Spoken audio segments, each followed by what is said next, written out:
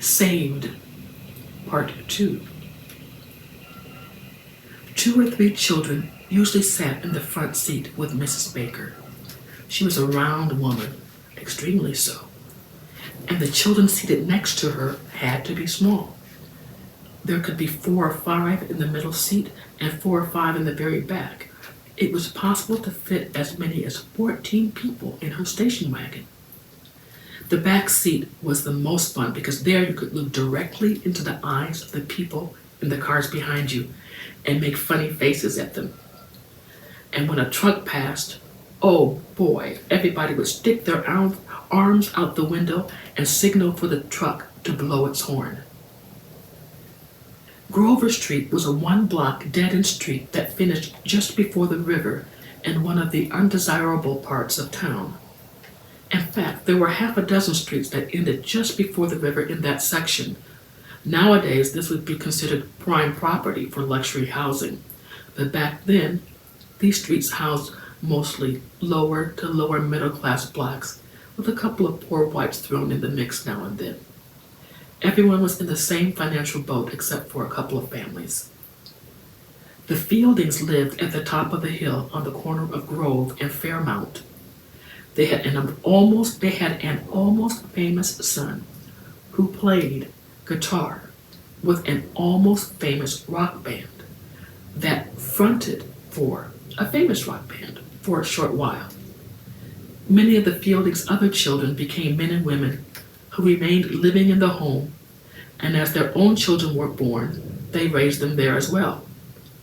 No one was really sure how that worked out, as no one in the neighborhood had ever been inside. There were always 4 or 5 working cars and lots of broken down cars in their huge corner lot. Now demolished, one lone giant oak, with branches shading most of the yard, are the only evidence someone might have lived there before, as neighboring children still gathered to climb her majestic arms. Earl and Susan White did not like the Fieldings.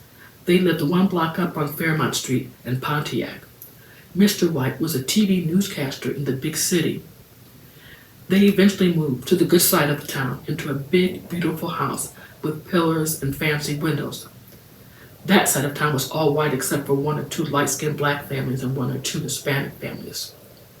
40 years later, that trend reversed, as gentrification had forced high-rise housing projects onto the good side of town, thereby darkening the population. The other side of the river then became whiter and whiter, with even bigger and more beautiful new houses. Grover Street and the neighboring parallel streets had such a steep incline that in the snowy, icy winter months, neighbors helped push cars to the top, though all were equipped with snow tires. If one car was stuck, everyone was stuck. Walking up the hill was also a challenge. You had to navigate for as many snowy patches as possible so that you could dig your heels in and make the climb. And walking down the hill required careful planning, as it was possible to slide right past your house. Despite the steep hill and cars parked on either side of the street, the children who lived on Grover Street and those visiting the street used it as their playground for kickball, softball, Simon Says, and other games. Simon Says was one of Rhonda's favorite games, especially when there were 10 or more kids playing it. She was always able to stay until the last 3 or 4 people, but for some unknown reason, Valerie was usually the winner. Rhonda could never figure out how she managed to win so many times. She wasn't fast, she wasn't funny, she wasn't pretty, but she won almost every game, except games that involved running. Rhonda was the queen of running. She regularly ran up and down the hill on a regular basis. She regularly ran up and down the hill just because it was fun. Many people thought her light in the head, as she often ran up to people and just stopped without saying anything to them. Just an occasional hi, or just to look in their eyes. She could catch all the boys in her 4th grade class, even though they didn't like her much. After she tagged them, "You're it," they would just run away again, laughing and pointing at her. She didn't realize they were afraid of her girl cooties. Or maybe it was that she was skinny, ugly, with loads of calamine lotion on her arms. They had changed her nickname from to Stinky Pinky.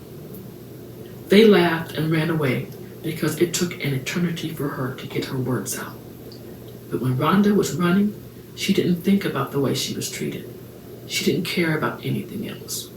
To her, running was life, breath, and years later would literally save her life.